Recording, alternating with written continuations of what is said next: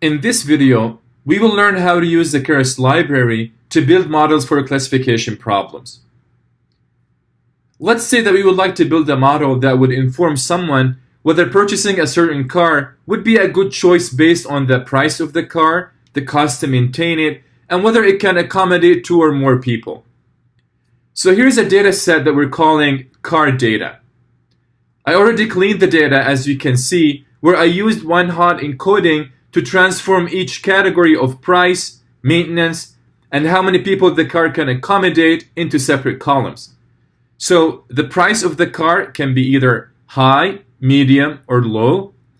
Similarly, the cost of maintaining the car can also be high, medium, or low, and the car can either fit 2 people or more.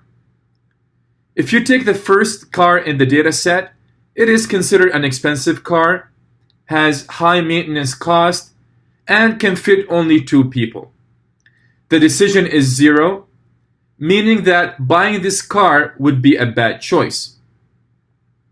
A decision of 1 means that buying the car is acceptable. A decision of 2 means that buying the car would be a good decision. And a decision of 3 means that buying the car would be a very good decision. Let's use the same neural network as the one we used for the regression problem that we discussed in the previous video. So a network that still takes 8 inputs or predictors consists of 2 hidden layers, each of 5 neurons, and an output layer. Next, let's divide our data set into predictors and target. However, with Keras, for classification problems, we can't use the target column as is. We actually need to transform the column into an array with binary values similar to one-hot encoding, like the output shown here. We easily achieve that using the toCategorical function from the Keras utilities package. In other words, our model, instead of having just 1 neuron in the output layer, it would have 4 neurons, since our target variable consists of 4 categories. In terms of code, the structure of our code is pretty similar to the one we used to build the model for our regression problem. We start by importing the Keras library and the sequential model, and we use it to construct our model. We also import the dense layer, since we will be using it to build our network. The additional import statement here is the toCategorical function in order to transform our target column into an array of binary numbers for classification. Then we proceed to constructing our layers. We use the add method to create 2 hidden layers, each with 5 neurons, and the neurons are activated using the ReLU activation function. Notice how here we also specified the softmax function as the activation function for the output layer, so that the sum of the predicted values from all the neurons in the output layer sum nicely to 1.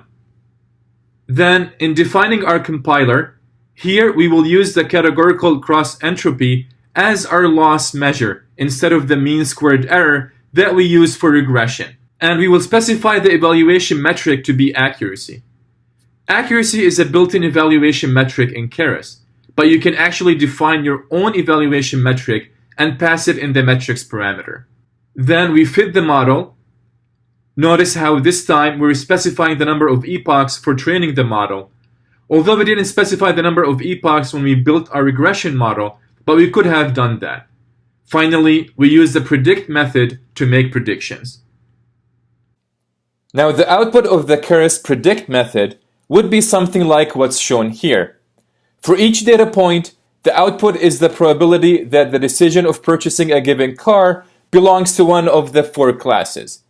For each data point, the probabilities should sum to 1, and the higher the probability, the more confident is the algorithm that a data point belongs to the respective class.